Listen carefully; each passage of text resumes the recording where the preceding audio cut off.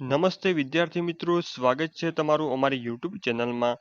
તો મિત્રો, આજના વિડીયોની અંદર આપણે એ માહિતી મેળવવાની છે કે જે વિદ્યાર્થીઓએ ડૉક્ટર બાબા સાહેબ આંબેડકર ઓપન યુનિવર્સિટીની BA BCom અથવા તો અન્ય કોઈ પણ કોર્સની જો તમે એક્ઝામ ફેબ્રુઆરી 2025માં FY અથવા તો SYની આપી હોય તો તેવા તમામ વિદ્યાર્થીઓનું રિઝલ્ટ આવી ગયું છે.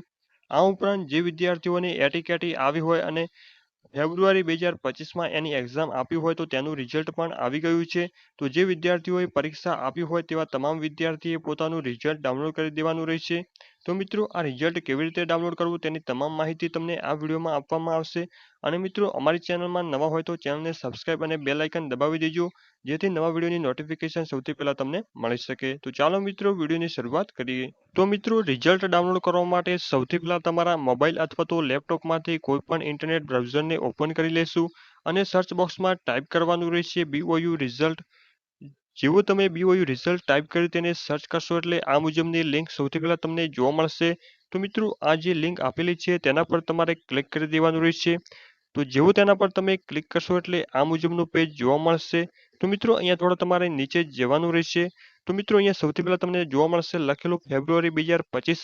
તો મિત્રો, અહીંયા BA BComનું રિઝલ્ટ આવી ગયું છે, એટલે કે FY અને SYનું રિઝલ્ટ આવી ગયું છે. આ ઉપરાંત જે વિદ્યાર્થીઓની એટી આવી હોય તો તેમનું રિઝલ્ટ પણ આવી ગયું છે.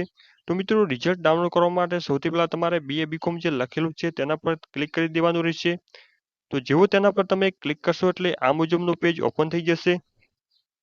તો મિત્રો, અહીંયા સૌથી પહેલાં તમારે એનરોલમેન્ટ નંબર તમારે ટાઈપ કરી દેવાનો રહેશે, એટલે કે તમારો જે એનરોલમેન્ટ નંબર હોય તે તમારે અહીંયા ટાઈપ કરી દેવાનો રહેશે.